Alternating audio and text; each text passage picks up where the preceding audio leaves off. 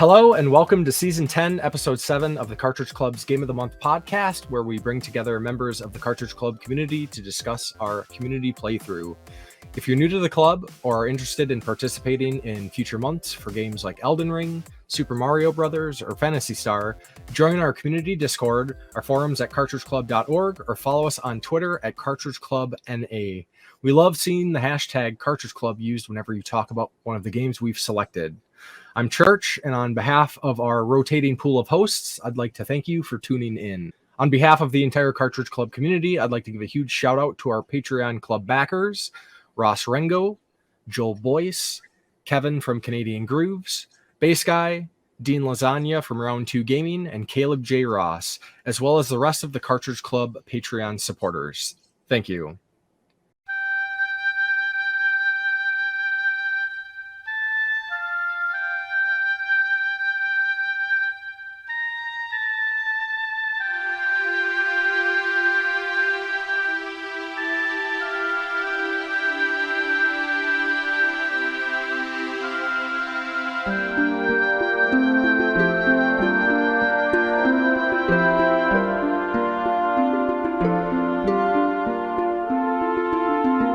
April's Game of the Month is our introduction to Lara Croft with the iconic original release of Tomb Raider.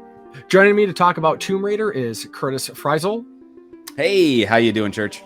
And Daniel Radmer. Hello. I'm glad you're here. It's good to be here, man. But I think it's especially good for Dan because this is his first podcast on the Cartridge Club, right? Yes. It's not only my first Cartridge Club podcast, my first podcast ever. You guys are breaking my cherry. Yay. Wow. I'm honored, Dan. I'm honored to be here. All right, so let's just kind of cover a little Tomb Raider background here. So Tomb Raider is a 1996 action-adventure video game developed by Core Design and published by Eidos Interactive. It was first released on the Sega Saturn, followed shortly by the MS-DOS versions and PlayStation 1. Following the release of Tomb Raider, Lara Croft herself became a gaming icon, seeing unprecedented media cross-promotion. These included commercials for cars and foodstuffs, an appearance on the cover of The Face, and requests for sponsorships from outside companies. This culminated in a pair of blockbuster movies released in 2001 and 2003, starring Angelina Jolie, and a whole slew of other games, and another movie as well. So we got a note in here about Laura Fever from the time. Did you guys get into Laura Fever? 1,000%. Yes. I was so into Tomb Raider at the time. You know, I was thinking about it this morning before we got on here. I was like trying to remember how I discovered Tomb Raider, and for the life of me, I don't remember. It's weird. It just feels like it was always a part of my life, you know? But yeah, I mean, I played it on PS1.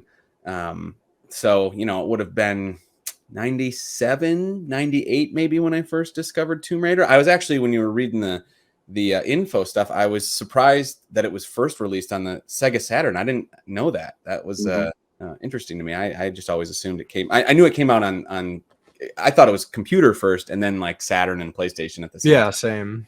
So that was interesting. But yeah, Laura Fever, 1,000%.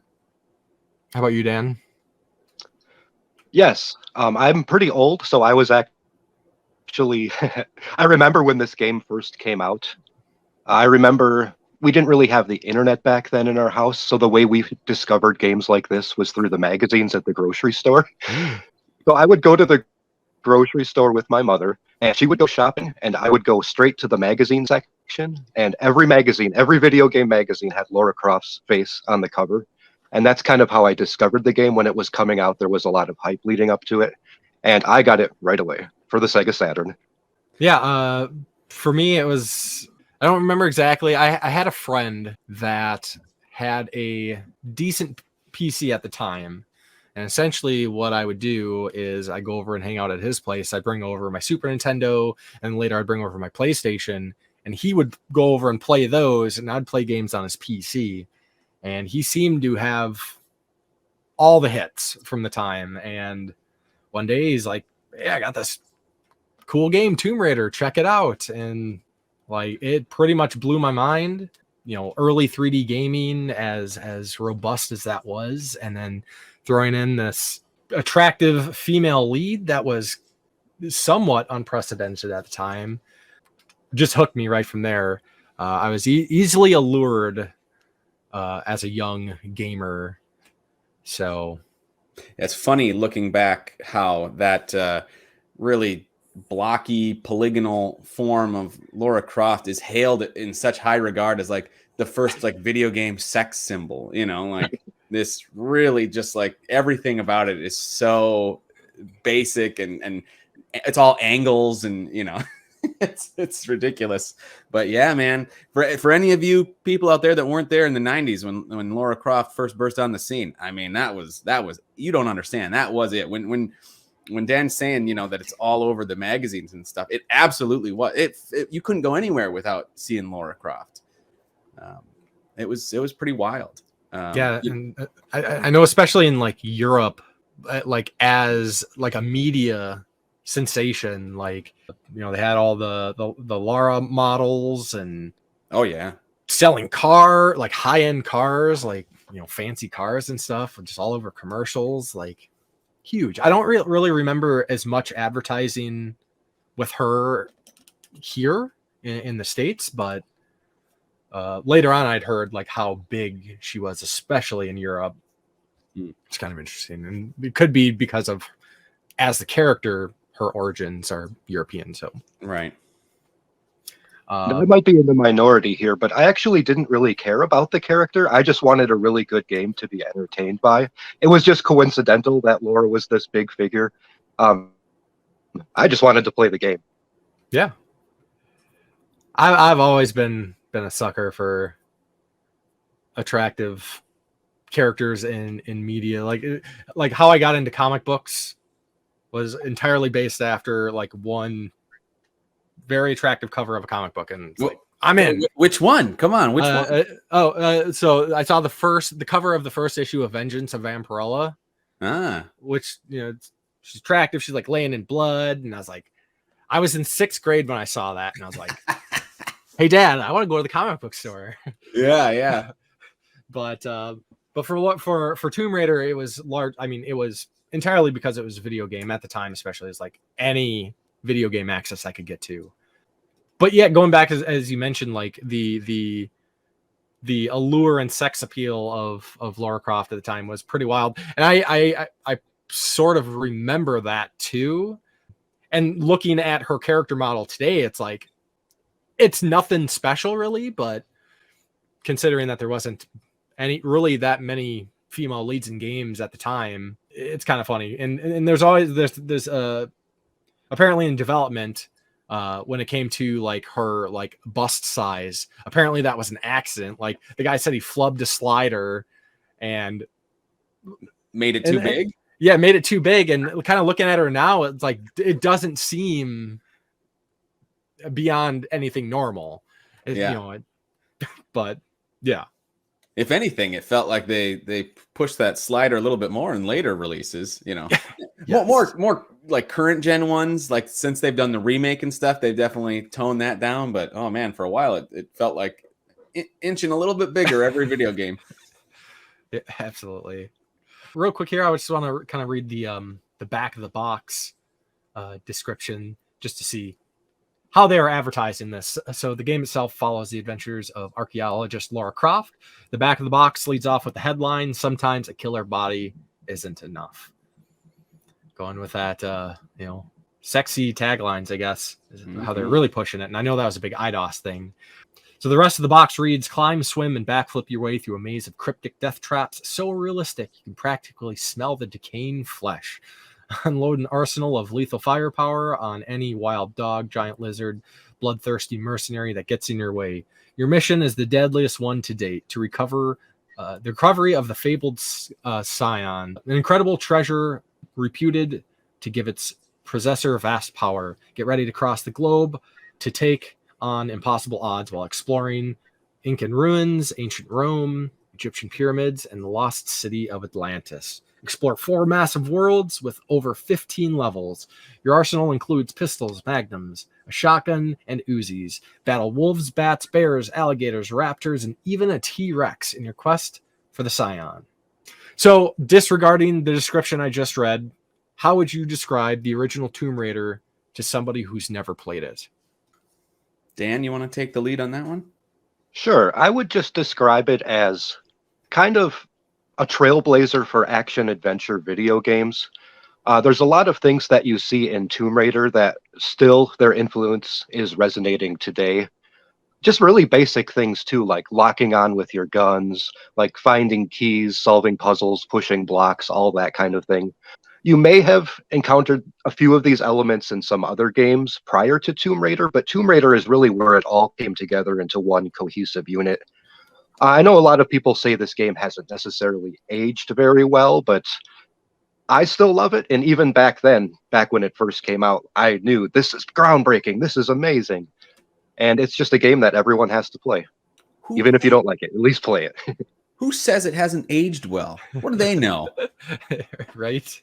Yeah, and, that was a great description. The only thing I would add, like my most recent playthrough, the thing that I found that I was like, wow, it shares a lot of elements with like survival horror games.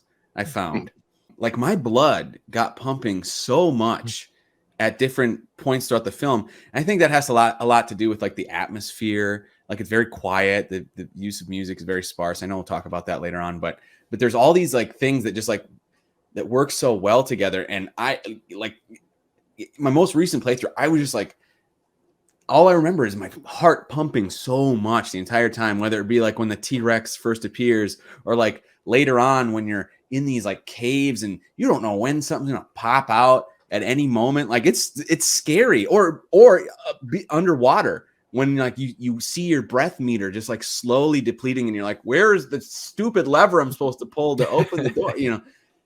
It's crazy. So yeah, I would actually like describe it as like a pseudo survival horror game, as well as adventure and all that. Yeah, it definitely has some of those vibes. I feel like Tomb Raider doesn't get enough credit for what it did at the time, being one of the early 3D platformers. Everybody always jumps Ocarina and Super Mario 64 did all these things. So did Tomb Raider and a lot more even. But if I was describing it to somebody who kind of knew gaming throughout the ages, it's largely like a Indiana Jones inspired 3D Prince of Persia. Like it took very heavily off of kind of the Prince of Persia gameplay.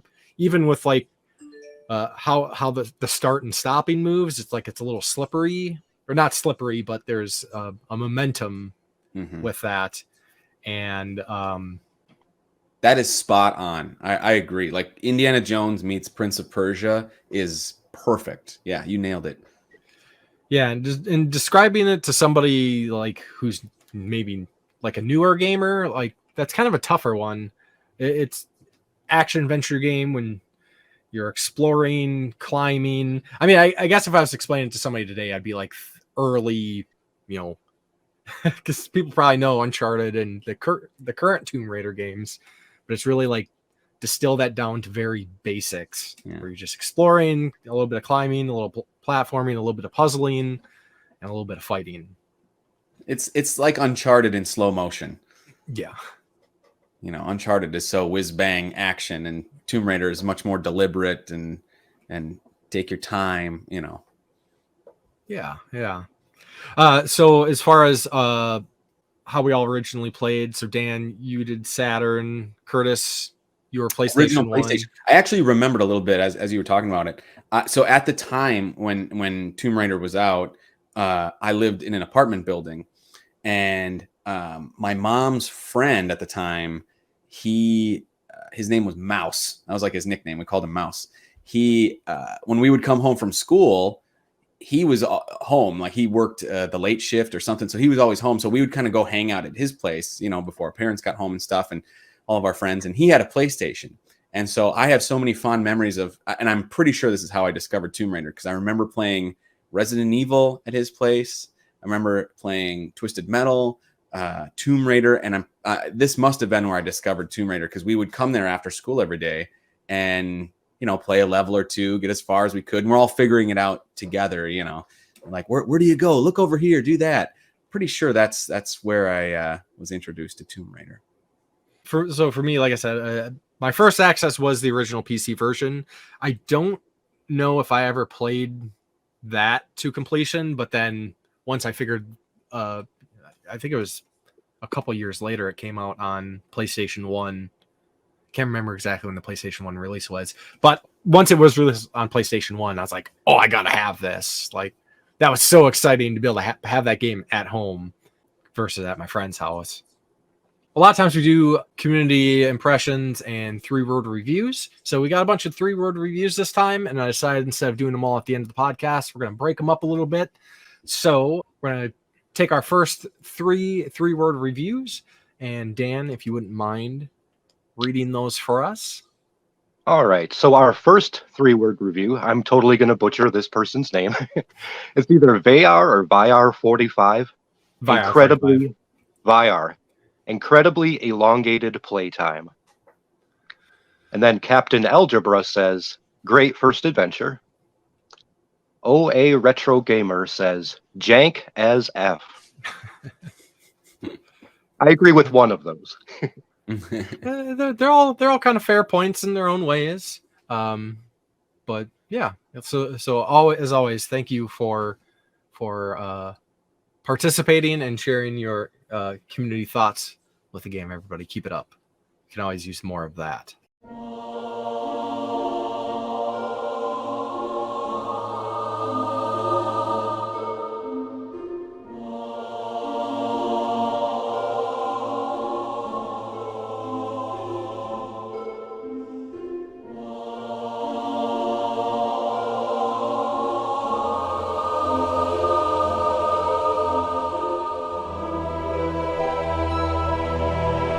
Okay, so let's go into some gameplay and graphics discussion.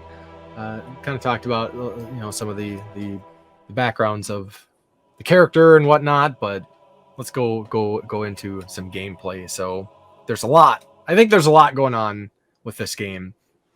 Kind of simple compared to today's standards, but I think we've just had so much exposure over the years and knowing kind of where things originated from. I think this game did a lot. So let's talk about gameplay a little bit. Compared to, like I already mentioned, kind of like that Prince of Persia style, long jumping and pitfalls and climbing. How does this take that to the next level, I guess? Like how did this introduce 3D gaming to people who at the time might have not had much experience with 3D gaming? Well, one thing that sticks out to me is, before the PlayStation, there was the Super Nintendo, the 16-bit generation, right?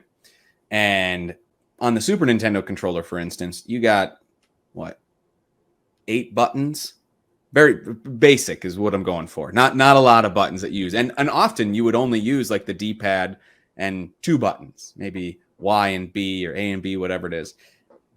Jump ahead to Tomb Raider. You got the PlayStation controller. Now you got an R1, R2, L1, L2. The original PlayStation has 2 shoulder buttons, right? Or did it just have the one? Yeah, it's 2. Yep. It has a 2. Yeah.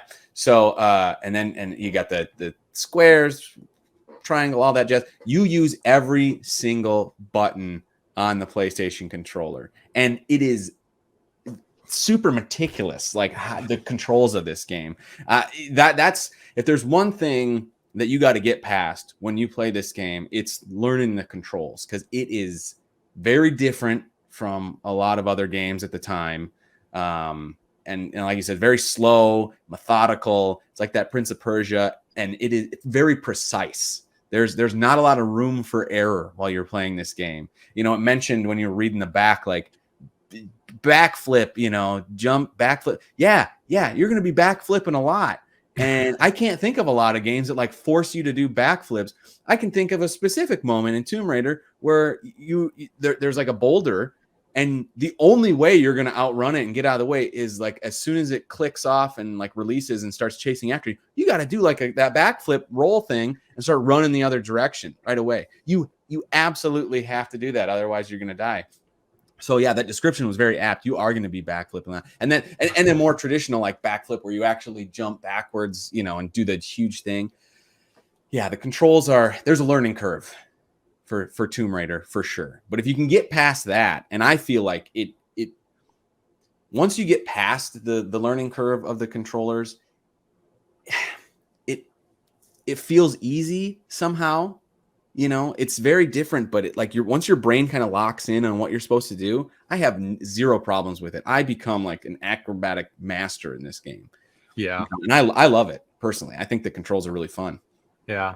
And for anybody who might be like watching the YouTube version as we're talking about this, like, I apologize. It took me a little while to get reacquainted with the controls. So the first couple levels are probably going to be looking a little sloppy. But if I went back after completing the game and re-record those first levels, like, I'd look like a wizard, because yeah, once you get that down, you can keep that going. So Dan, what are your thoughts on controls? Yeah, so I think the controls are probably the biggest hurdle if you're introducing a new person to this game. Someone might play this game for 5 minutes and say, I can't control Lara, this is crap. Or one of those 3-word reviews, jank as F, kind of comes into play here. There is definitely a learning curve. You can't just, use your controller pad and move Lara wherever on the screen. You have to turn her. If you hit forward, she takes a couple steps forward. That'll result in you like falling over ledges and that kind of things and plummeting to your death if you're not careful. You really have to be careful. Hold down that walk button so you don't fall off any ledges. Line up your jumps. You really have to time everything out perfectly, at least at first. By the time I got to the end of this game, I was running and not lining up any of my jumps and just, kind of winging it and all that stuff, and everything was perfect. But there's definitely that learning curve, and luckily this game gives you a nice tutorial to start with. The Mansion.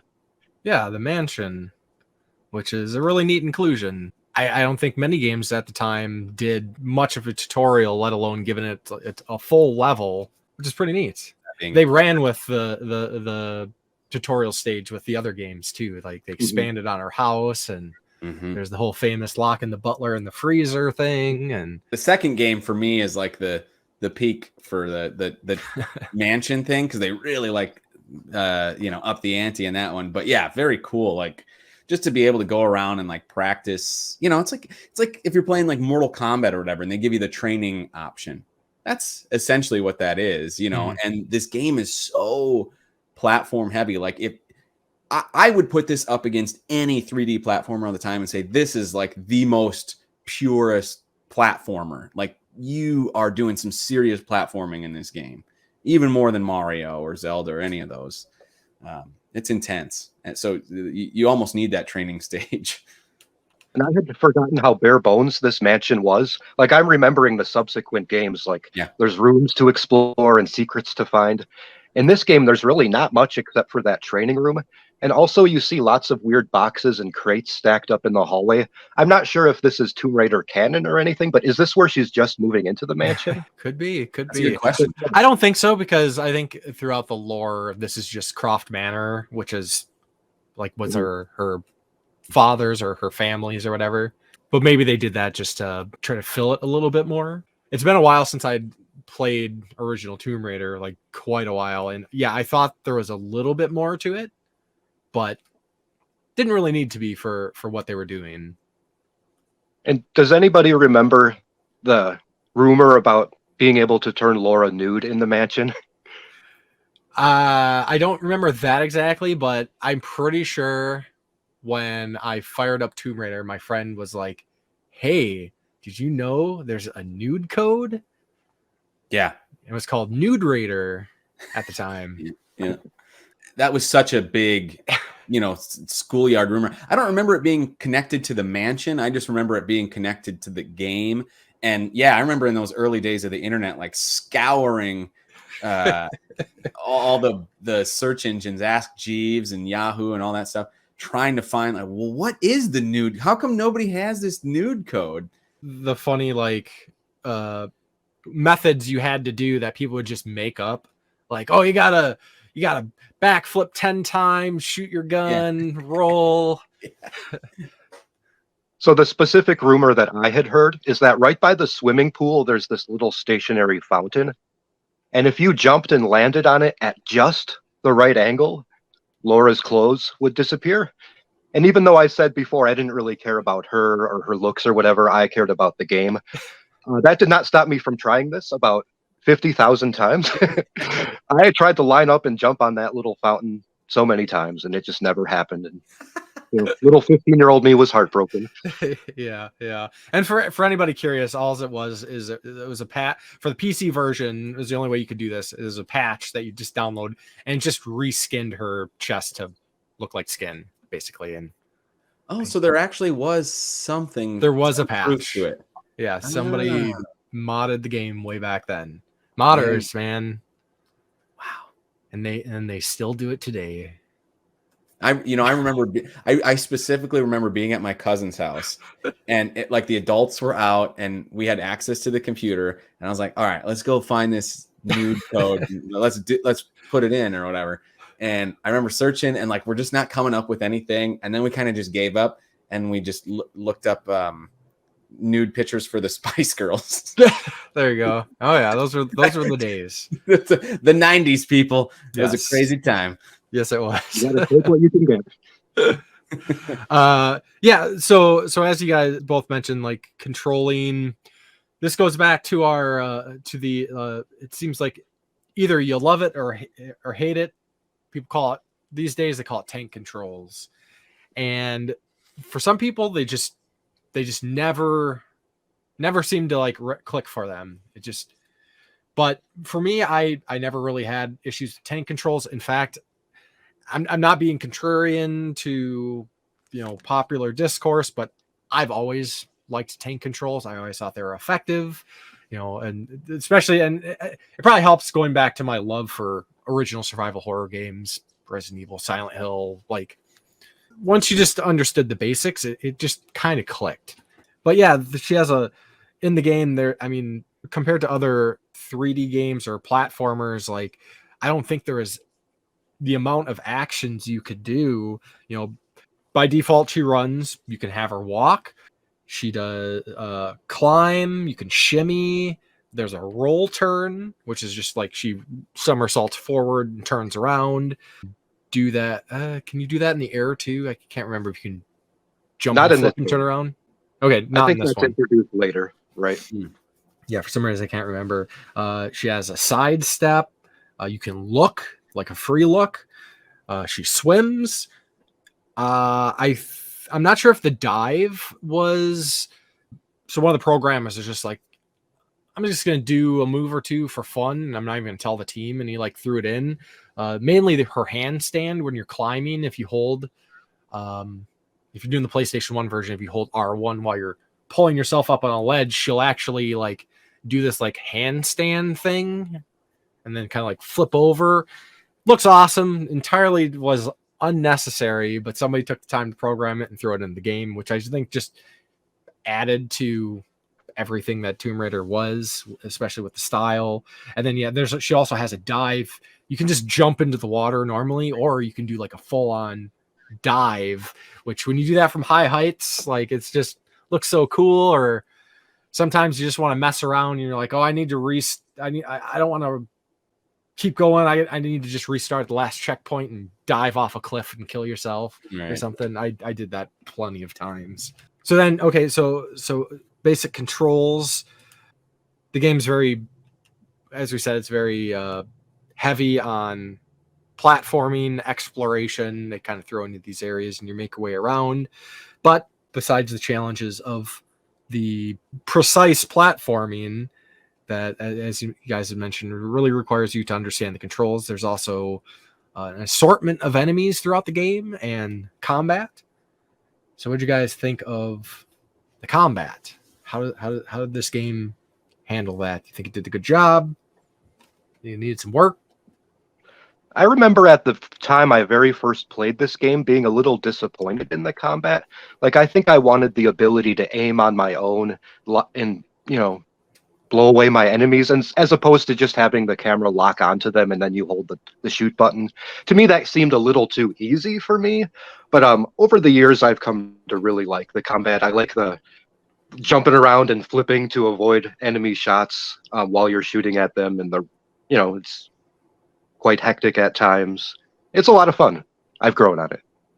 I'm not a big fan of the combat in this game. It's tough. It doesn't quite gel with the controls that well. I am super grateful for the auto aiming because that really helps. But sometimes you'll get in situations where you're in a tight space. Like I remember, I think it's in Greece. I think when there's the gorillas. And you'll be walking through like a hallway, a tiny hallway, and like a gorilla will pop out from nowhere. And gorillas take a lot to like put down, and you're in close quarters and you're like aiming all wonky and the camera's going everywhere. Mm-hmm. So, and there's really no way to fix it. You just have to kind of be able to anticipate these things and jump out of the way or, run away and get into an open area where you can fight. Luckily, though, the combat isn't a huge part of the game. I think they balance it really well, like the exploration versus combat. Because to me, it's all about the exploration. That's what I love about the game. Mm-hmm. And they keep the combat. They give you that like jolt of energy just when you need it in the levels, and then they kind of pull it back. They don't overwhelm you with it, which I really appreciate. But as far as the controls in the combat, they could be better. Yeah, and I think the developers had issues with how the combat turned out because they set up these encounters and all you gotta do is really just find the nearest ledge, just hop up on the ledge, and you can. Once you're locked onto an enemy, as long as they don't go out of view, they can go pretty far away. You can still shoot them from a distance, but at the time when I originally played this, like I thought it was so cool. Dual pistols. I mean, it doesn't get any cooler than dual pistols. And then you can jump around and do flips. And that was how I had to kind of cope with the jank of the combat is I never found an effective way to like deal with like some of the human NPCs who had guns as well. Only way I knew how to try to avoid getting shot is just flip all over the place while shooting. But fortunately it wasn't the focus. Also, shout out to the whole fact that you can holster and unholster your guns. Like, yeah, how many games can you do that in today? Like, it was so cool back then. This game pioneered so many things. I love it. Yeah, it's great. It's great. So my strategy for fighting human enemies was pretty effective when I was a kid, and it's still effective now. I would just run towards them while shooting, and then as soon as I'd pass them, flip around and just continue shooting, and it takes them a while to turn around and lock back onto you, so I would just run past them, flip, run past them, flip, run past them, flip, and before you know it, they're dead, or running away. That's not bad. Yeah. Yeah, it'd probably work a lot better than what I was doing. And when you're flipping around and shooting stuff, and you got to deal with that camera, like, switching around all the time on its own, too. But that's how I actually, you were talking about how it'll stay locked on for a long time. That's how I killed the T-Rex is like, if you run past the T-Rex when you first get to it, there's like a little temple thing or whatever at the end of the stage that you need to go find whatever is in there. And you can hop up where like the T-Rex can't quite get to you. And I just stayed locked on and bam, bam, bam, bam, bam. And then, kill the T-Rex with pistols. It's great. Yeah. So I guess with the combat, we got our enemies. So a T-Rex, come on, that was awesome, and it kind of throws in that little bit of that survival horror. Is I'm sure a lot of people jumped into this game and you're like, oh, I'm doing Indiana Jones stuff, and I'm just climbing, and oh, there's some wolves. But then you go into this valley, and it's got waterfalls and a big broken bridge, and it's early. Yeah, that's like level 3 that they introduced the T-Rex. Like they come out guns blazing on that one, How awesome was that? Yeah. Even though it says it on the back of the box, it still caught me by surprise when it happened too. Yeah. And it's scary because it's like dark in that valley and it just kind of like comes out of nowhere. This like giant T-Rex, you know, that's the other thing about this game I love is all of the environments seem massive. They're huge, these huge open areas. And it's like the deeper you get into the game, like there's that level in Egypt where there's like the Sphinx, like an underground Sphinx or whatever. Mm-hmm. And it's just, it's huge, huge. Love it. Yeah, and the back of the box kind of mentions some of the enemies, but it gets like kind of progressively crazier as you go on. You know, you got your basic animals: wolves, bears, bats. Then they throw in the T-Rex. There's raptors. We got a bunch of human enemies, Gorillas, cougars, rats, alligators, and then the end of the game. Yeah, like the muscle monsters or whatever. What are those like things? Mummies or centaurs and gargoyles. Like that was one of my favorite parts in the game. Like kind of playing through this, and it's very grounded. And all of a sudden, you get into all the supernatural, and it's like I did not expect that. And most of the point throughout the game, like you'd never had pre-warning when you're going to deal with enemies. So now all of a sudden, you have like these like zombie things coming at you out of nowhere, and they shoot fireballs, and it's crazy. It's awesome. And it's weird. Like that's another survival horror thing. Like the end of the game in Atlantis, and sorry for jumping ahead, but like it's all like muscle and like sinew, and the environments are just like gross, you know. So cool. That I remember playing through those levels back when I was a kid and just being like, "This is the coolest," because I was horror obsessed as a kid, and it's like I did not expect this. And I will say, like the MacGuffin itself, the Scion or whatever, kind of dumb. Like the story itself of the game, like I have played Tomb Raider a million times, and I don't think I could tell you the story of the game right now. Like I was reading your explanation of like what the plot is, and I was like, oh, like yeah, I guess so. Like you don't care about the MacGuffin, this Scion, this ring thing that they're after or whatever. Like it doesn't matter, but you know that's just the want of the characters. That's like what drives this story forward, is that they're going for that. But it really, I've never thought, you know, it holds nothing to like the Ark of the Covenant and Indiana Jones, or you know the Grail, the Holy Grail or whatever. Yeah, kind of a weak MacGuffin, but Atlantis is cool. Yeah, you know. While we're talking about the combat, we should talk about the weapons as well. Yeah. So early on in the game, you find a shotgun. I found this weapon to be pretty effective, especially for my play style, where I run in real close to the enemies and then flip. Takes most enemies down in just a couple of shots. I really like that. Unfortunately, I'm an ammo hoarder, so I ended the game with like 50 shotgun shells when I could have been using them all game long, and it was basically like that for every weapon in the game. Yeah, for sure. Somehow I missed the shotgun early on in the game, like because you get it in like level 2 or something from the guy, right? Somehow I missed it, and I didn't get it until way late. You can get it again like way later in the game. Yeah.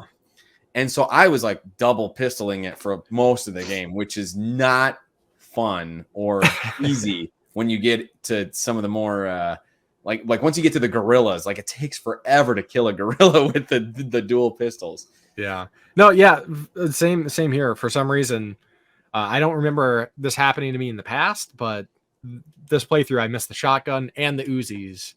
Oh no. But then later in the game you can get them all when you deal with some human enemies. As long as you're looking for secrets and whatnot, I think they cover you pretty well with ammo. If you're not getting all those secrets, I can see it being a little bit of a struggle, especially with the med packs. Like, yes, if you're not looking for the secrets, you'll be low on med packs, and that really makes a difference because you need some of those med packs. Some enemies do so much damage, for sure. Especially at the end of the game. Yeah. There's some enemies that'll take off half of your entire hit bar in just one hit, so you got to have a big stack of first aids to use. That was what I found myself in this last playthrough. The always running out of was the med packs. Yeah, this time I I do remember that being a big issue for me when I originally played the game, but this time I was just like, seemed like I was just swimming in med packs. Well, you're such a pro, Church. You're Yeah, I guess I'm just that good. So we got our exploration, we got our platforming, puzzles. So puzzles is a component or element of the game. Then puzzles might be a strong word sometimes, where it's more, hey, you just gotta go find the switch and move this block. But especially in the second half of the game, puzzles kind of become like the bread and butter of getting through levels. How'd you guys feel about that portion of the game? I like the puzzles a lot. A lot of the puzzles, I didn't catch this the first time through, but they're really, really clever. For example, the Midas blocks, where you have to turn the bricks into gold. Oh yeah, that is probably my favorite stage going back and playing this game again. And how you have to unlock the doors with the switches. There's symbols on the door that look like a little Quake symbol with a Y next to it, and assemble all of those blocks and turn them into gold. I thought that was great. There's other puzzles like the cistern where you're raising the water levels. I did not like that one as much. yeah. But later on in Egypt, when you're exploring and finding the keys and unlocking that Sphinx, it's all really brilliant stuff here. There's basic puzzles too, like just find the key and open the door. There's the T-Rex level where you're finding all the cogs to turn a machine that opens up a dam that allows you to swim through things. It's all very, very clever. And, even though this game is 30 years old almost, it still stands up definitely today. Yeah. Yeah, I agree. The puzzles, very fun. Some of them are tough. Like that Midas one, that was one of the few times that I legitimately had to look it up online. I was like, wow, what? I couldn't remember what you were supposed to do, and I could not figure it out. I knew it was something to do with that, but I just couldn't figure it out. I had to look it up.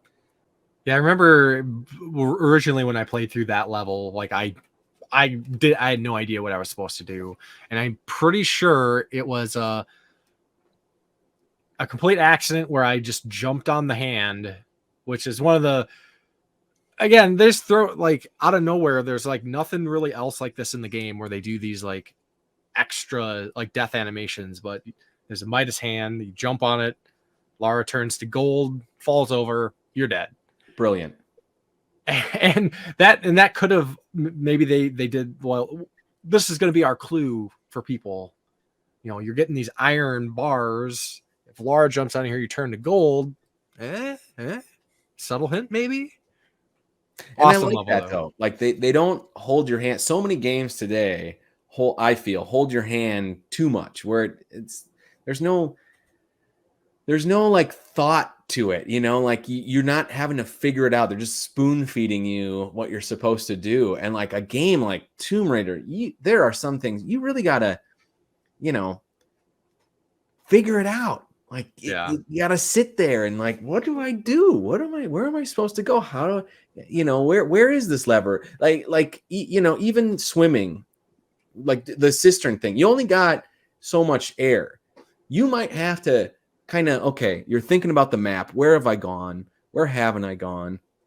How am I going to do this in the amount of time that I have breath? Like you might have to find a ledge, just kind of sit there for a second and figure it out. I love that.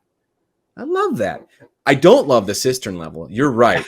Any level where it's like one of the Zeldas on 64. I can't remember if it's Majora's Mask or Ocarina, where you have to raise the levels. It's like the same thing. Ocarina. Is that Ocarina? Yeah. Oh yeah. Majora's Mask is where you got the current. That always dumb. I don't get this through your head, game developers. Like nobody likes that. It's stupid, raising water levels. Yeah. It's funny because I never had a problem with Ocarina of Time's water temple, but the cistern in Tomb Raider just gives me fits every single time. Yeah. It's because these levels are so big and there's so many rooms and so many passageways that you're like, to remember all of these things, it's tough, and then when you figure out whatever the solution was, you're like, oh, of course it's right over there. Like I just forgot that there was a door over there. One other thing to make all this all the more challenging is the assortment of traps throughout these levels. I mean, you can't have something like Indiana Jones inspired or Prince of Persia without having your pitfalls. And There's a good amount of them. You already mentioned boulders. Spikes is a big one. One of my Before favorite falling out. I love the grease levels, like when you got like the like Thor and Neptune and all of the traps that are specific to that like god or whatever. Yeah. You know what I mean? I always thought that was great. Like the Thor one where you can get like struck by lightning, and you got to like run through. There's And then a giant hammer falls. yeah, the giant the hammer. Oh, that one was great. Like such a because if I remember right, you don't, unless you look up to see it or whatever, you don't really see it, but you'll hear like a click if you set it off, like, and then you're like, the heck was that? And then all of a sudden, like this hammer, it's so great. And then like the Atlas one is what I was talking about before with like the boulder rolling down where you got a backflip and spin around and do all this crap.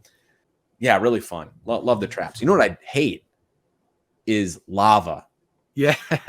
Lava, when you get towards the end of the game and you start getting all the lava stuff, that sucks. That is the hardest part of the game, is dealing with the lava.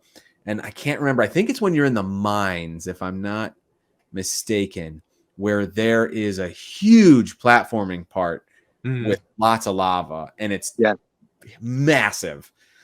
Hated that. That's kind of like a trap lava, right? Yeah.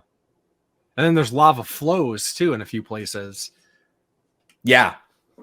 Where yes, I remember there's a hallway with some health items in it, and you stop like, oh, I'm going to pick up these health items, and then you're roasted alive. It's a trap. It's a trap. And there's a part where like it's coming from both sides, and you kind of have to like weave through it, isn't it? Yeah. Yep. Fun stuff. Yeah, and then one other thing we didn't mention too much is with the exploration and whatnot, there's a lot of moving blocks around, push-pull mechanic, which is really neat. Give her different animations for that. Just they keep things very for the time especially, I think, is very diverse with gameplay, different elements. You're not just doing the same thing over and over. I mean, in the end, it's all climbing and pushing and pulling or whatnot, but just kind of mixing it up. Now, I'm a little slow, but I actually didn't realize in that Greece level that all those mini stages were themed after gods. Like, I didn't realize that until my current playthrough, and I've played this game dozens of times. I'm like, wait, an electrified floor and a big hammer that falls? Oh, there's Thor on the door. I get it now. Neptune and swimming. I get it now. It's funny. It took me like 15 playthroughs of this game to finally understand that. Yeah, and then the only other big gameplay element we haven't touched on yet is the save system, which it's definitely not a huge point of the game, but there are some differences for the save system between versions of the game, primarily just the PC version and the Saturn and PS1 version. PC version, you can save anytime you want. Really? No restrictions whatsoever. So I think it makes the game a lot easier. Yes. Instead of like dying over and over and having to like retrace your routes and do all this puzzling again and platforming to get back to the same place that keeps killing you. Yeah. Which there's a term called save scumming. And this was like, that's exactly what it is. It's like, you can just set up your saves, get to, the exact jump that you want to do, save right there, minimal downtime, which I kind of feel bad because I took full advantage of that because I played through the PC version this time. Made the game a lot easier, I would say. I wish I had that. But you still got to do the work. That lava part I was talking about. Oh my, that took me forever. And it's like you have to start it over every time. Yeah. I believe they fixed this for Tomb Raider 2. You can save at any point. But then in Tomb Raider 3, they go back to the crystals again. Bastard. Even though you can keep them in your inventory and use them whenever you want, you still just have a limited amount of saves. Right. Let's talk about the graphics then. Talked a little bit about, Lara's sex appeal and whatnot, but and the polygons, it's all about the polygons. What do you guys think about how the game looked for the time? How does it hold up today? I think it looks good for the time. I mean, like I said, these giant worlds and yeah, I didn't really have a problem with that. I think the the pixely nature of it kind of works for and against it sometimes, because stuff blends in so much with other things. You'll sometimes miss, oh, that's an opening that you can climb into. Like, it looks like from the right angle, it just looks like a wall. But then you go over and you're like, oh, like I didn't even see you could get up in there. Like this happened. I remember specifically in the where the T-Rex is in that valley. There was like one cog I couldn't find. And I'm like, I went everywhere. Like, where the heck am I missing this? And it was as simple as there was just a little place that was hidden that I didn't realize you could climb up and go and get the cog. So that's an example of like that working for, like, working against you. But in a way, like, it's kind of like good too, because it kind of forces you to go around and double check everything. And, you know, I don't know. Like, I don't know if I would change it really, because it's hidden well. I don't know, you know. But I love this game so much. Like, I can forgive those things. I agree with that. I love the game so much too. I don't even really notice the graphics anymore. But you do kind of have to take the good with the bad. I remember getting this game even when it first came out and being like, some of this is kind of ugly. Like, especially in the early levels, you look at some of the walls and it's just like a pixelated mess. Like, what is that supposed to be? Vines, a bush? I don't know what that is. There's some weird, like, 2D objects in the 3D environment. Again, going back to the beginning, in that very first stage, there's like a pillar of skulls or something very early in the stage. And I remember thinking, well, this has got to be something. I've got to be able to interact with this or pick something up or shoot it or something. And I just remember spending an hour trying to figure out what to do with these skulls that were just part of the decoration that didn't even matter. But yeah, there's some slowdown. You can kind of like see through walls, like there's some clipping. Like, if you do the spin around maneuver when you're near a wall, the game kind of goes crazy for a second or two. I played this game originally on the Saturn, and the Saturn version is definitely the ugliest of all of the versions of this game. I kind of switched over to the PS1 version as I was playing, and it was night and day difference. Not that the Saturn version looks bad, it just kind of has this grainy quality to it almost. A kind of like dirty quality. I don't know. Maybe that works good because they're in tombs, so it's supposed to be grainy and dirty, but I prefer the PlayStation version. I'm sure the PC version looks better than that one too. I was playing the Saturn version when my 3-year-old walked into the room and he said, yucky, to like everything on the screen because it looks so gross. He was like, yucky grass, yucky vines. And I guess that's just an honest assessment from a 3-year-old. But, you know, you do have to take the good with the bad as well. I'm able to appreciate like the giant levels, the atmosphere that it builds, how unique each level is in its presentation. So even though there are some nagging graphical qualms with the game, overall, I think it still looks really good, and I have no problems playing it today. I'm not a graphic snob. Yeah, sure. As you mentioned, yeah, the PC version is like the better graphic version, but that's largely as years have gone by. So originally the Saturn, it was kind of like slight improvements. The Saturn version, the PS1 version was a little bit more higher fidelity, but you still had the jaggies. There was like not really straight lines so much for like character models and whatnot. And the MS-DOS version then kind of like got a little bit higher resolution. Again, kind of going to anybody watching the YouTube version of this, you'll see this is the PS1 the PC version that I was playing on. And this version, honestly, like, I think it looks fantastic. Like, everything is straight lines. There's no jaggies whatsoever, but at the same time, it almost looks too clean. And I've seen some discussion that it kind of takes away a little bit of the atmosphere, which that could be a eye of the beholder thing. But I always enjoy when people from the PC community can do things to enhance the games without changing them, all while at the same time, I think making it a little bit more accessible for some people who might get hung up on those sorts of things, which, it's just the nature of the beast when it comes to video games. But the PC version I played, it's on Steam. I think you can get it on like GOG, but the Steam version, I also downloaded a patch that bumped up that resolution a little bit more. So there is an Android version of Tomb Raider that I think this patch that I used might have pulled the textures from the Android version because, like I said, Laura's all very straight lines. There's not much clipping or anything like that. Now, the levels themselves, I don't think there's anything they can do about with some of the clipping that was going on with walls and whatnot. It's just how the game was designed.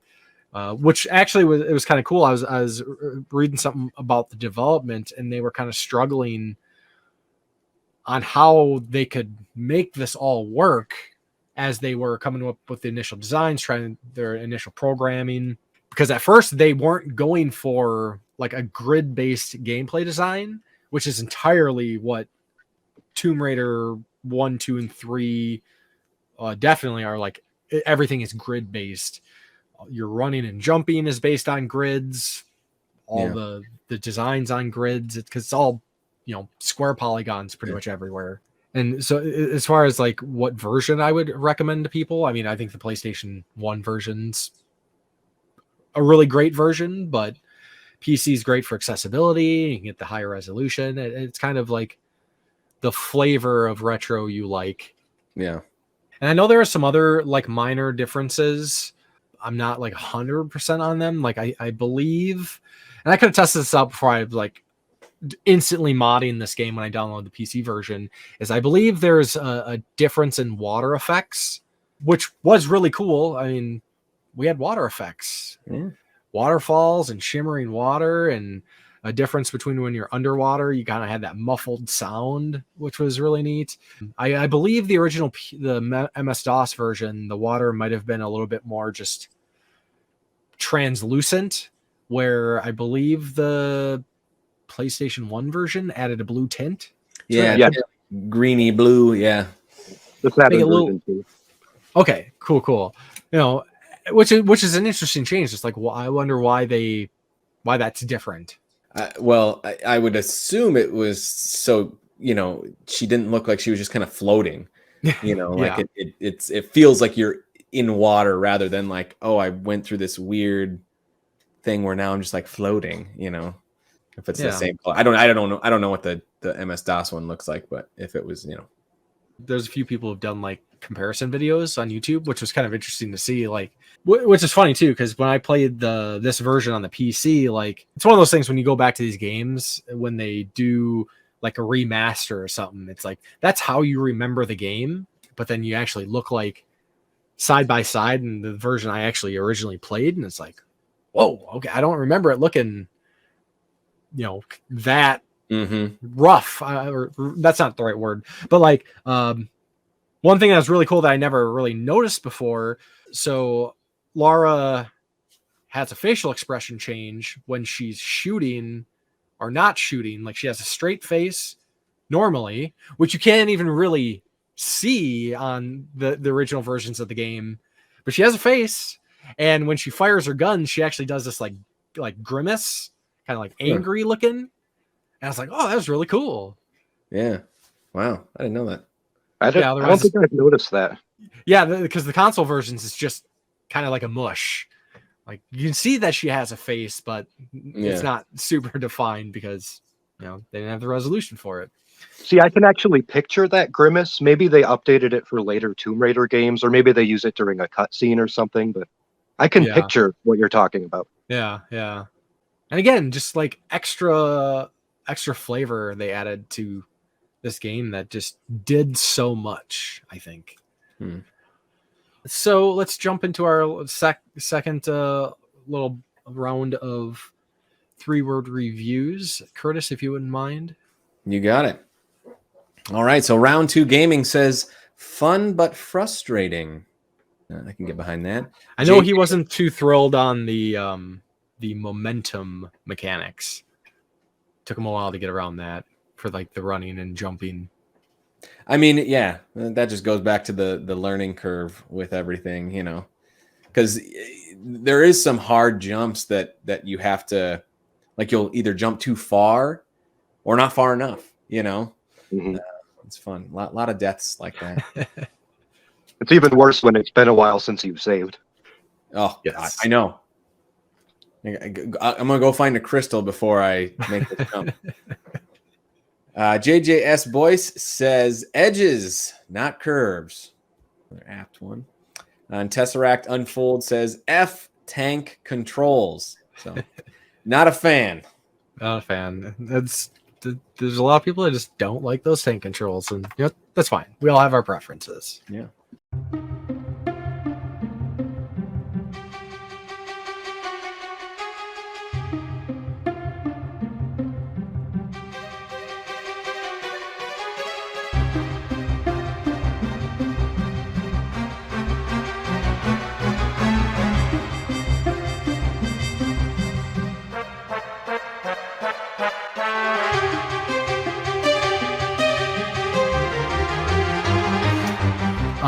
Okay, so story is definitely not the focus of the game per se, but I figured it'd be worth kind of talking about the story because they try to give you some motivation. They try to flesh this out and to give us a little bit more than just basic gameplay, which was a lot of what retro gaming was.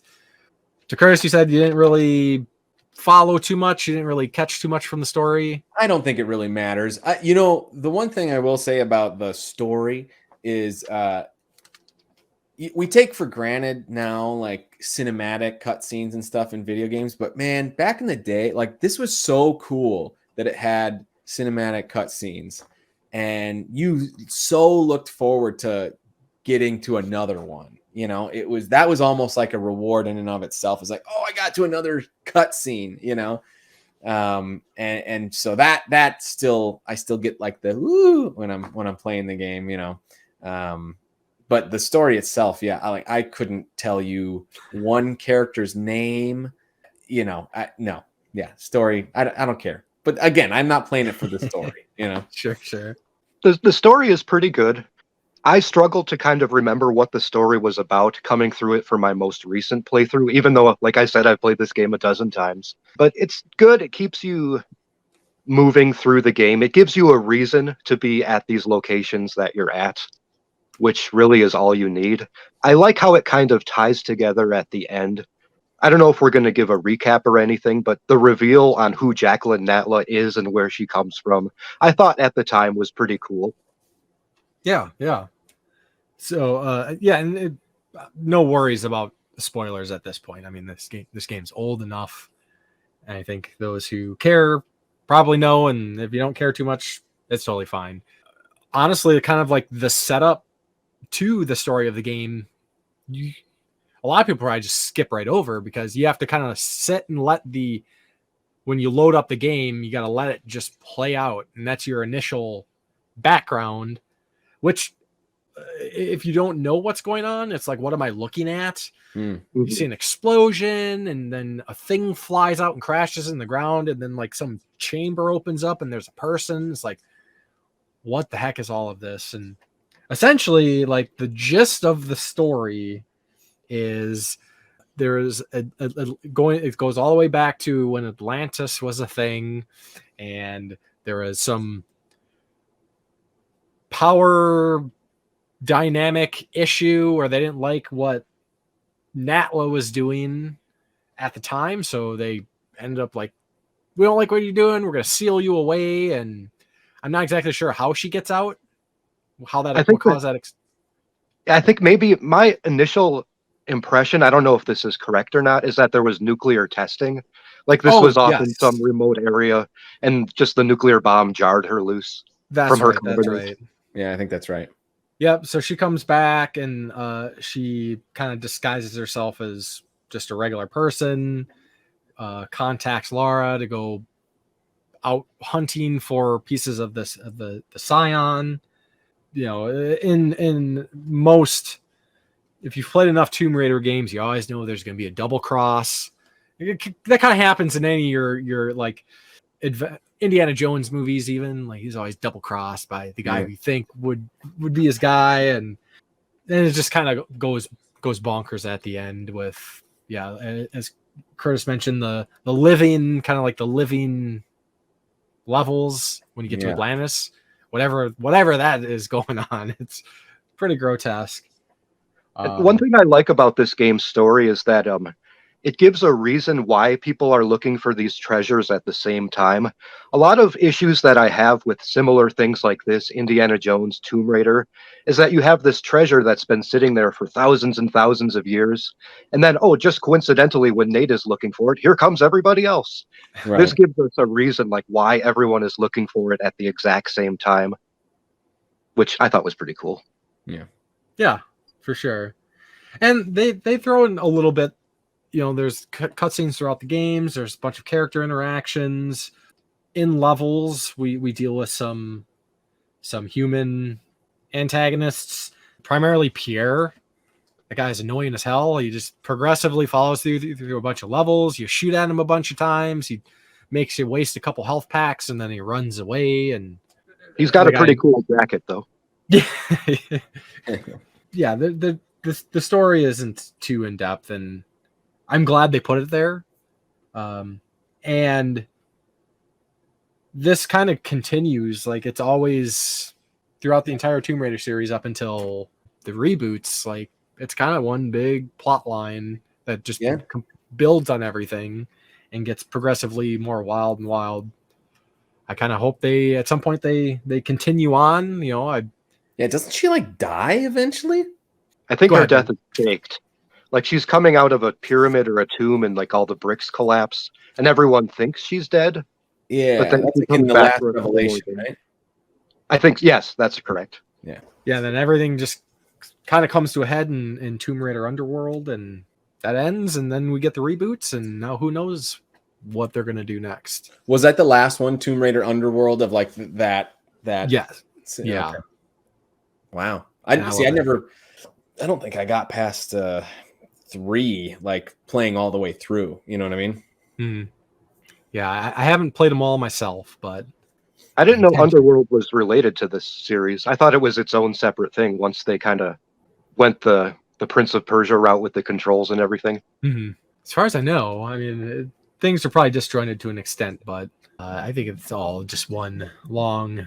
Well, I know that the PlayStation ones are all like one big thing. And I was watching a video on them, and have you heard the history of like Tomb Raider? Because like the games kind of get progressively worse on the PlayStation as you go on. Like it's the law of diminishing returns. Each subsequent entry is lesser than the one that came before it. Well, they're all pretty much released 1 year after another. Exactly. Just and so bam, bam, bam. The first one was such a hit, but this is the one they had all the time to develop it and like perfect it and everything. First one was such a hit. Then they made the second one, which like basically they got to use all their ideas that they didn't get to do the first time around.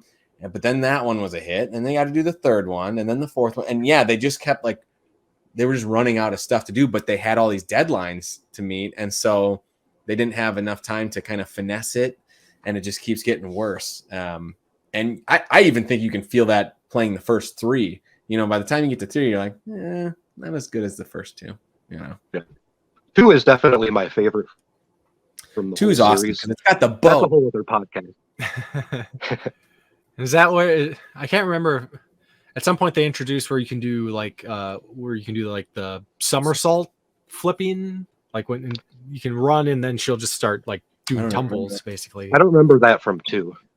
I'm not as familiar with the later games in the series for PS1, so maybe it's one of those. Yeah. I haven't played Last Revelation or Chronicles in 15 years. Yeah. Yeah, I played a little bit, never to completion. There's a lot of games to catch up on. Yeah.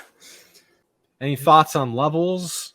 They take us to all different kinds of locations, caverns, Greece, or Rome, Atlantis. I think we all agree Cistern sucks. Yeah. Maybe? Oh, Cistern's rough. Cistern's rough.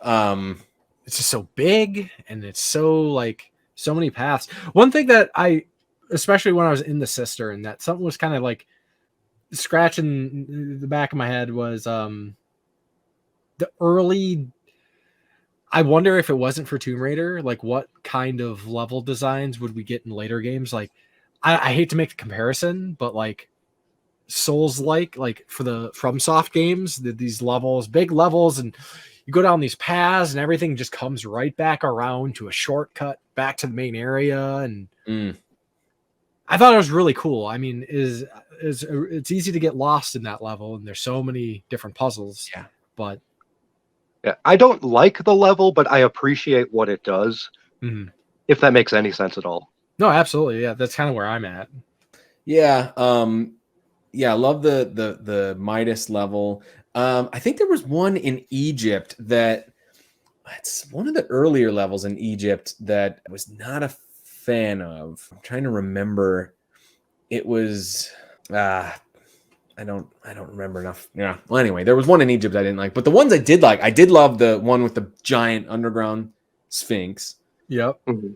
That one was great. Any one where there's a big open area, I always thought was cool. Like in Rome, the Colosseum thing, was great. I hated the mines. Like towards the end, like I said, with the lava, and the mines were just ugly. It's just rock and lava. It doesn't look great. It's very pixely, hard to understand what you're supposed to do. That was a lot of them too, where I was like confused where I was like finding secrets and stuff, and what I'm supposed to do was just confusing.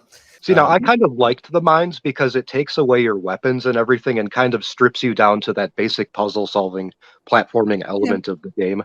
Like that part of the mines was cool. I liked going around and, oh no, is there going to be an enemy? I can't defend myself. What am I going to do? And that kind of stuff, just fully 100% relying on your brain to get you through that level. I thought that was pretty cool. Yeah, sure. I'll give you that. But it still had all the lava, and I was like, That's true. after you fight, is it Pierre the last time? Yep. In the mines, it's right after that you have to do that giant platforming part with the lava. Yes. That was hands down my least favorite. Or no, that wasn't Pierre. That was they brought in like 3 other like random guys that. Oh yeah. Like whatever the guy was. How about playing through this whole game? Going through caves, going through Rome and Egypt, and then there's a kid on a skateboard with Uzis. Yeah, I know. Coincidentally, he's in a giant skate park. Yeah. I'll tell you what, Church, it was the 90s, man, and everything was extreme, bro. Extreme with an X. Yeah. Yes. But hey, at that point, I finally got the Uzis, and the Uzis are awesome. I think that's when I got them, too. Yeah, I took some notes throughout levels as I was playing, but nothing really. I really enjoy the early levels where you kind of just allowed to just kind of like breathe and experience it before they start kind of ramping it up with the enemies and the puzzling. Yeah, the aqueduct level, the Midas level, which I think that was the coolest. Like so inventive. I made a note for the cistern. All I wrote was bleh.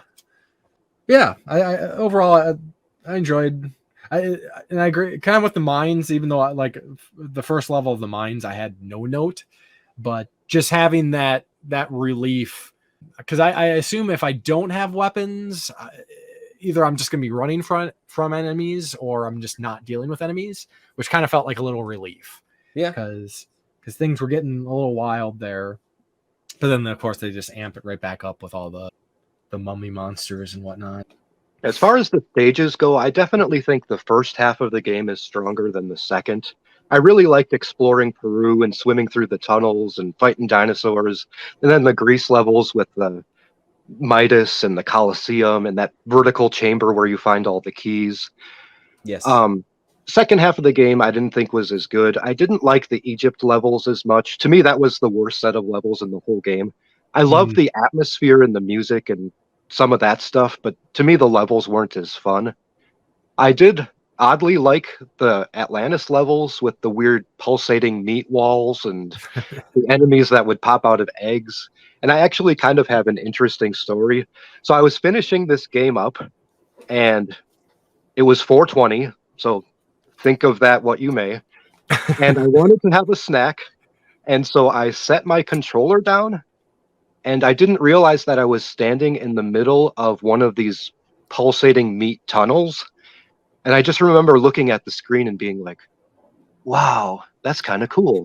Yeah. And I got up and I went and got my snack, some coffee and a cookie, and came back and sat down. And I heard this weird snoring noise coming from the screen. And I'm like, wait a minute, is that Laura snoring standing up? Like, because I had put the controller down for about 10 minutes, and I'm like, I've never heard of that before. I didn't know that was part of this game. And as soon as I moved the controller, of course, it stopped. Huh. And I have looked online, I've looked everywhere for people noticing Laura snoring, and this is not something that anyone has ever posted online. So I'm like, did I just uncover something weird from this old game that no one ever has before? And I still have not found an answer about that snoring. So I'm wondering if maybe I was just losing my mind or what was going on there. Maybe if you leave Laura just still for so long, like after a certain amount of time, they do that as like a joke sort of thing, like she's sleeping. Yeah. Yeah, they could. I know there's a couple times when you can like kind of hear like distant enemies, but I don't remember anything sounding like snoring per se. Although it could have been. I wonder. That's Yeah, interesting. that could have been it. I was in the middle of one of those meat tunnels and there weren't any enemies around me. So I'm like, what could that possibly be? Strange. I'm with you though on the Egypt levels. I think those are the worst ones. And there was that one level with like, where you had to like unlock stairs and like move bridges to go right. That was in Egypt, I think. That level sucked. That one took forever.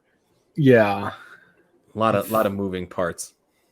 Is that the one where there's like a platform in the middle of an open area and you have to put keys on each side of the platform? Yes. Yeah. Yes. Okay. Yeah, I did not like that. That's the one level I had to check online. Yeah. Because I was completely stuck. Yeah. And I completely like didn't put two and two together. There was a switch that if you switched it, it would turn these slopes into stairs. And I realized that I'd missed one set of slope, and once I had that, I was like, "Oh, okay, now I got back on track." And it's so funny. That always happens whenever you figure out what it is. You look online, you're like, "So obvious, so obvious." Like, such an idiot. We've got a couple other 3-word reviews here that I would like to include. So we got at real Jesse Hauer says, "Not a fan. It's too bad. I mean, not everything's for everybody. That's understandable, I guess, but it's a damn shame." And then we have at I think it's Lara Rumana says the best game, and it's from definitely a Tomb Raider fan. I think it's like a big Tomb Raider fan account. So appreciate getting involved.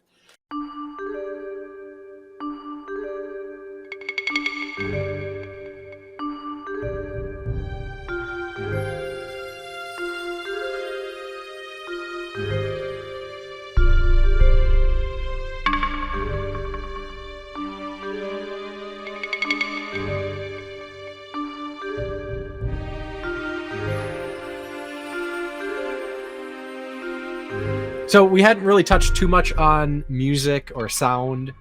Not a ton to say about it, but I think it's worth talking about that a little bit. What'd you guys think of the sound of the game? Music, sound effects?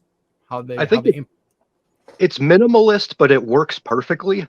There's very rarely any music in the game. It's, silence. You hear echoes of Laura's footsteps. You can maybe hear enemies or creatures making noises in the background. Music just tends to play during like dramatic sequences, or if you walk into a new area and you get to see like what's laid out in front of you, some music will play. I thought it's really good. It's not prevalent throughout the game, but it's great music and really works towards creating a kind of an atmosphere of darkness and dread. Absolutely. Isolation. You can tell the game designers were very confident in their sound design and music choices. The emotions they wanted to elicit from you, I think they nail with the sound design and the atmosphere and the music. When you're supposed to be worried and kind of getting stressed, they'll kick in some music, to like kind of speed up. When they want you to kind of have your time to look around, they'll give you some lighter stuff to kind of get you into that. It's so I cannot 10 out of 10 on the music and sound design in Tomb Raider. They absolutely nailed it. Very good. Yeah, it was cool to see kind of like such a cinematic approach at the time. Like I know that was in there when they were starting to have more ability to do these sorts of things, but Tomb Raider is like the one that kind of comes to mind when it's the 3D realm and whatnot. And sound cues, yeah, they're always spot on. I mean the secret little sound effect that I think it's just always great. It's you just feel so rewarded every time you hear that sound. You're like, you know what? I just found a secret. Yeah. Kind of a little pat That's on the actually head. my text alert. When I get a text message, that's what plays, is a little. Awesome.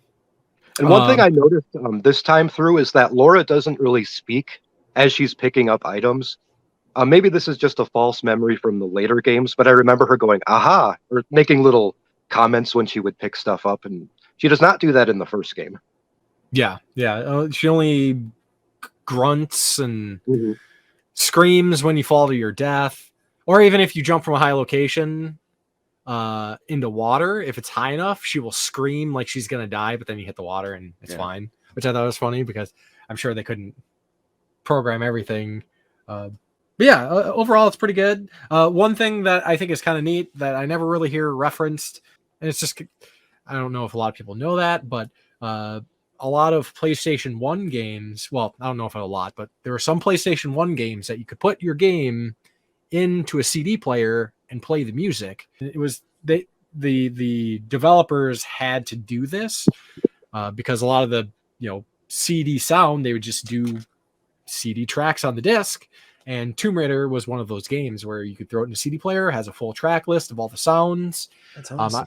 I remember back in mid late 90s when I used to play Dungeons and Dragons, we didn't really have Dungeons and Dragons kind of music, and I was like, hey, let me throw in Tomb Raider. It's a little something at least. Oh, that's smart. Yeah. So I thought that was cool. Yeah, the Saturn version has that too. Unfortunately, I don't know much about Saturn. Yeah, the Saturn version also acts as a CD. I remember just kind of discovering it by accident. I put it in a CD player and I'm like, I wonder what will happen. And you could listen to every single song in the game, and I would actually do my homework while listening to the music from Tomb Raider. I kind of had to keep it a secret, though, because while it's cool to listen to video game music now in 2023, back then I would have gotten ridiculed by like everybody. So I just kind of had to listen to it in private by myself as I was doing homework. And going back to the sound effects, there's one sound effect when Laura is pushing blocks where she kind of goes, "Arr!" And I always thought that was pretty funny. Back when I first played the game, I thought it was like an enemy making the sound. So I'm like, oh no, as soon as I push this block out, I'm going to get attacked by a bear. And every time I hear that now, I think back to the first time I played the game. That's funny. Yeah. With the grunting, I do think it's cool that, again, this was the era when they first started implementing more voice and sound, and essentially we get a fully voice acted game, which is pretty cool. Minimalist, but it did the job.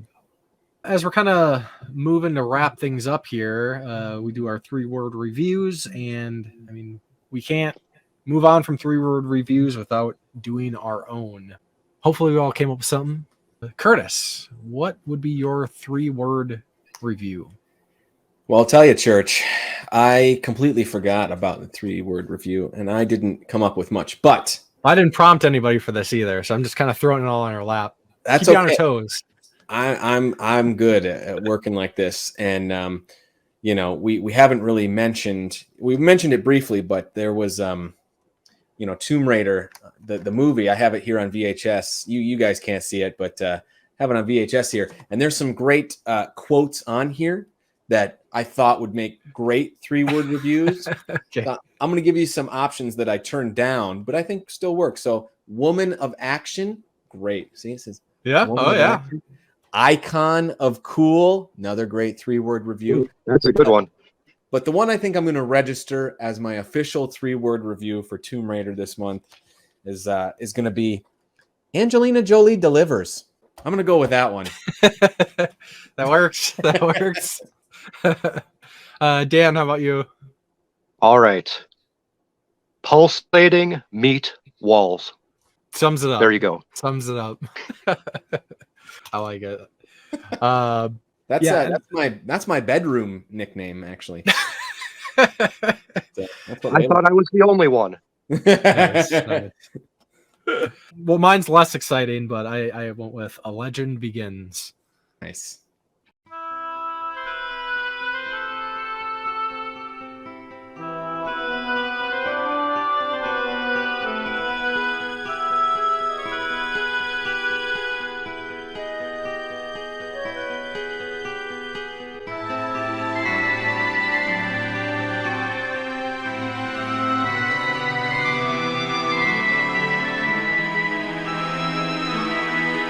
You mentioned the movie. I do think it's definitely worth mentioning kind of the legacy post original Tomb Raider. Got a whole slew of games, movies. The first Tomb Raider movie with Angelina Jolie was huge. Yeah. Especially for video game movies. And like no one perfectly, like there is no one that you could have cast better than Angelina Jolie. At the time, she absolutely like was Lara Croft, you know, that earlier Lara Croft version before the remakes. It's Angelina Jolie. Come on. Perfect. And I know up until that point there was like official Lara Croft like model.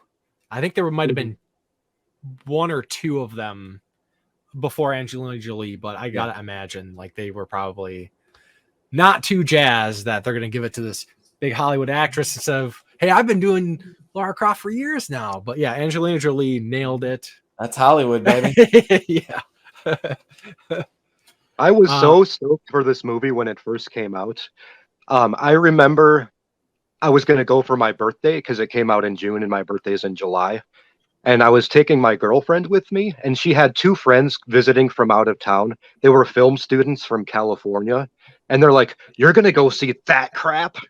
And I just remember being so hurt and offended, like, because I was so excited to see this movie, and they just pooped all over it. And they actually ended up coming with us, and we're just talking through the whole movie and joking and making fun of it. And it wrecked the whole experience for me. That's too bad. Dan, let me ask you, what are your thoughts on the film? I actually have not gone back to watch it since that original time because it was so wrecked in my mind. But I need to do that pretty soon. Well, I don't think it's that great. It's not the worst thing in the world, but it's also not great. Yeah, I'm sure they had a point with their ridicule and their mocking, but the problem with the movie is there's not a lot of like tomb raiding. Yeah. Like, I remember there being like a robot that was fighting her in the mansion, and I'm like, where did this come from? But James Bond is the bad guy, which is cool. So yeah, Daniel Craig. Yeah. Yeah, I haven't seen it in a long time either myself, and I remember enjoying it, but I definitely didn't love it. But I was like, you know, we all come from the generation where the first big video game adaptation was one of the worst things ever to grace the screen. Sir. Are you a defender? Misunderstood gem. Okay. So of course we're talking about Super Mario Brothers. Yeah. But I thought you were talking about Street Fighter for a second. Oh, yeah. Which is also a misunderstood gem. You mean Street Fighter or Super Mario? And for anybody watching, he has these movies on hand. I love collecting video games. Video game VHS is my jam. I'm still looking for Double Dragon. I don't have that one yet. Oh yeah. Oof. Double Dragon. Yeah. So then regarding the future of the series, I mean, I love Tomb Raider. Like, as I said, I haven't played them all because later 90s, early 2000s, like I got very much into like online PC gaming, like multiplayer based stuff. So I kind of have like a big blind spot. So I've only dabbled in Legends and Chronicles. I hadn't played Angel of Darkness, which from everything that I hear, like that's the one you don't play. You need to Um, play it out of morbid curiosity. It's so Yeah. bad, it's almost unbelievable. Yeah, I'll definitely give it a go at some point. And then of course we got the reboots, which great games. I still kind of miss the old style Tomb Raider, and I'm very curious where they're gonna go, because with the reboots they kind of did their trilogy that they'd planned, and now it's up in the air. So we'll see if they try to actually bridge the game more, or if they're gonna go more with that style.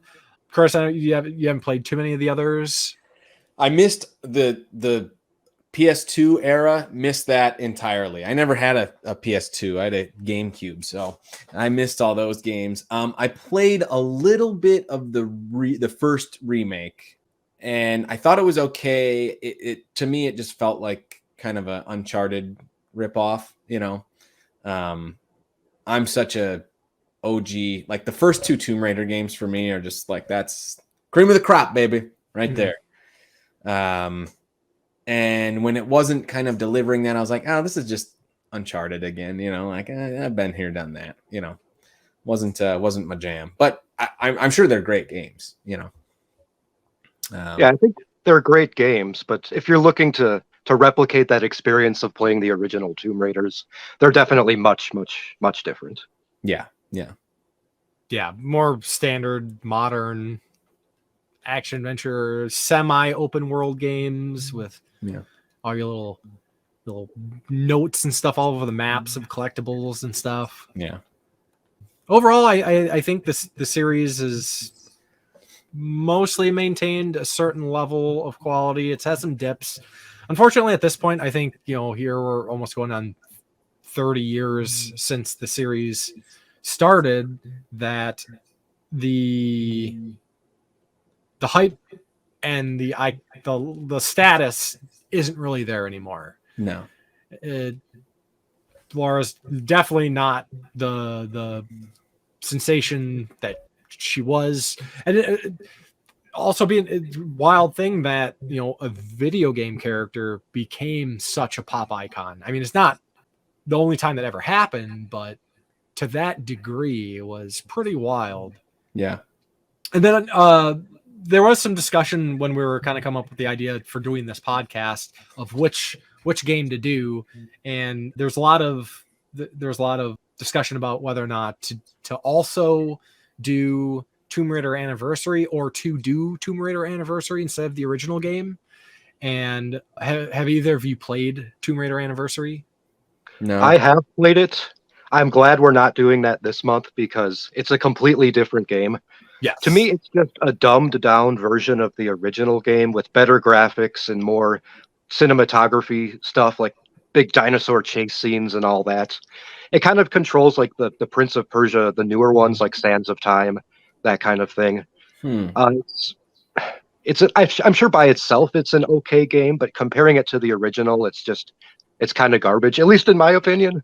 Yeah. If I was able to separate it from the original game, I might be able to enjoy it more, because I'm sure it's a fine game, but yeah, it detracts from the original in my mind. Yeah, yeah, I really enjoy it on its own, but as what it is, yeah, I think it just doesn't hit the same.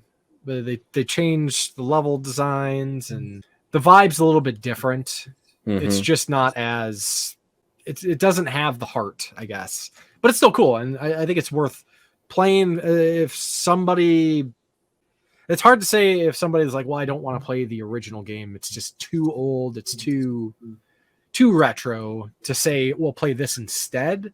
I don't know if I could do that, because I think it's better to play where the game came from than a remake, where it's not on the level, say, of like the remakes of like some of the Resident Evil games. I think are the definitive versions, but this is not a definitive version. It's really cool. Like, I love that they added in so many of the future gameplay elements, like climbing, up ladders and swinging and some of that stuff, but it's just not the same game. But it's cool. Right. But it's worth checking out. And maybe saying it's garbage is a little too harsh. I'm sure, like I said, on its own, it's a fine game, but compared to the original, it's like a cheap imitation. Yeah, yeah. Okay, so let's close things out here. I know we did our 3-word reviews, but final thoughts. What are your final thoughts on Tomb Raider to anybody who hasn't played, and should they play it? I don't want to steal your, your questions of doom, but kind of do that in a little bit more free form. Well, you should absolutely play this game, would be the answer to the first question. Should you own it? That's a tough one. I don't know, because it's definitely not for everyone. If you're not into tank controls, no. So is it worth owning? I don't know. That's kind of it's super cheap, so that's one thing. It's not an expensive retro game. Yeah. So, and then if I were to out of 5, I love it. I personally, I think it's so great, but being objective, I would probably give it a 4 out of 5. Like for the judging it at the time, like when it came out, dude, it was firing on all cylinders. It was great with a few nitpicks here and there, Yeah. How about you, Dan? So I would say yes to all of those questions. It's definitely worth playing. It's definitely worth owning. Maybe it's just a little bit of nostalgia tinted glasses getting in the way, but I just absolutely love this game. It's one of my all-time favorites. I think if you can master the controls, if you can just get past that initial learning curve that I think stops a lot of people, you're going to discover that there's a lot to love about this game. And hopefully, if you're out there listening and you've never played it, you do. Rating it out of 5. Again, I have to give it a 5 out of 5. There's never a dull moment in this game. It's like everything you do has a purpose. Even just exploring for hours, like trying to find a switch that you might have overlooked, I still had fun doing it. Whereas if you look at some modern games today, like The Witcher or Red Dead Redemption 2, where you're just like riding on a horse for 30 minutes, or like walking slowly through a camp and like reading walls of texts from books that you picked up. To me, there's a lot of like really dull, slow moments in the game that kind of wreck like the momentum of the game a little bit. Tomb Raider just doesn't have any of that. It's fun from the second you pick it up till the second you're done. It's just go, go, go. Fun, fun, fun. Similar sentiments for me. I definitely, I guess with the caveat that if you are a person that enjoys retro games, absolutely. This game is an icon. It did so many unique and original things so well at the time. If you hold it up, versus games today, it has its fair share of issues, absolutely. But keep trying. Anytime you play a retro game, you should be kind of judging it from the standards at the time to really put it into perspective. Absolutely recommend it. It's pretty accessible now, especially if you have some of the PC platforms. I'm not sure. Is it on? Does anybody know if it's on like PSN or Xbox? I don't know. I can't imagine it wouldn't be on PSN. Yeah, I know for sure it was on PSN for the PS3. But I don't know about PS4. I know sometimes they're limited with their collection of old games. Yeah. Well, if nothing else, Steam, GOG, it's there. Definitely worth checking it out. And for a good part of the series, I think they're all worth playing. So, upcoming games of the month for the next couple months. So May will be River City Girls. Really cool beat 'em up. Definitely recommend playing along or checking out the game. At least know about the game. It's awesome. It's a really good one. Normally, the Cartridge Club for April does a Legend of Zelda game. But this year, we decided to push it back because it's too close to a time in for the next big Zelda release, Legend of Zelda Tears of the Kingdom. So that will be covered for June's Game of the Month. That's going to be interesting because, it comes out May 12th. We're doing it in June. Like how far will everyone have gotten in the game? Because it's a huge game. Probably a big game. Yeah. I would assume. Interesting to see. That'll be a fun discussion for sure. Yeah, there's talks about maybe trying to use 2 months, but we're like, we've done other big long games for Game of the Month. Yeah. We'll just see what happens. Yeah. And unfortunately, we don't have a game locked in yet for July, so just keep an eye out. We'll post about it on Twitter or Discord. I'll tell you what though, Church, I'm sure you can agree. We've seen the options, and they're all great. Yeah. Well, whatever we go with, I think it's a lot to look forward to. Okay, so that is going to do it for this episode of the Cartridge Club Game of the Month podcast. Again, if you'd like to get involved with the club, I'd encourage you to follow us on Twitter at Cartridge Club NA. You can also visit our Discord, which has had a lot of discussion this month for Tomb Raider. And then there's also the Cartridge Club forums at cartridgeclub.org.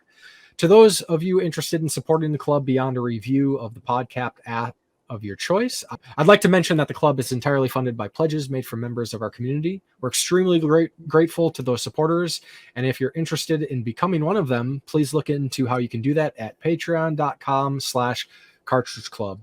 So then real quick, I'd like to give you guys a chance to plug any social medias or anything you got going on online. People can look you up, look forward to, check out. Curtis, where can people find you? What you got going on? Got stuff going on. You can find me on Instagram. That's where I post mainly at Curtis Frisle.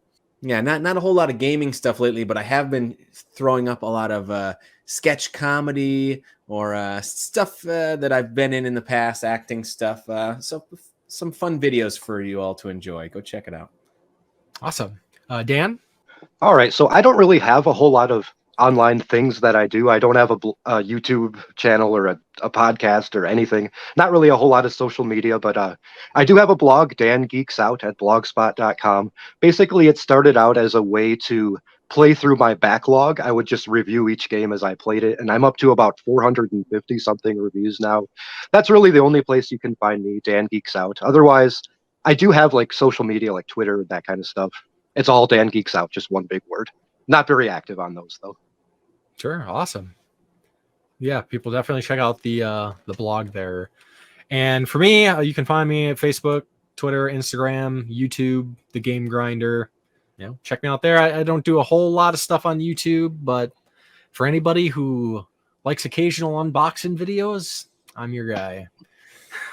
That's about all I'm doing these days. But I put some other things up there here and there.